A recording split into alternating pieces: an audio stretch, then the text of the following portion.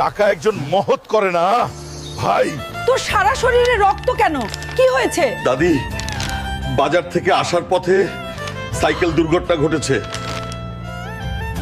তাড়াতাড়ি এখানে বসো, আমি তোমাকে ব্যান্ডেজ করে দেব। নানি, আমাকে একটা বাইকও কিনে দাও। আরে হাল্ক, আমরা গরিব মানুষ। কি করছো হাল্ক?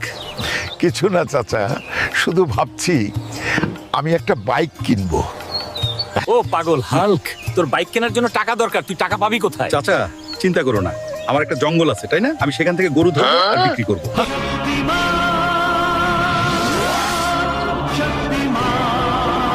এই গরু, আমার সাথে আয়, তাহলে যুদ্ধ হোক।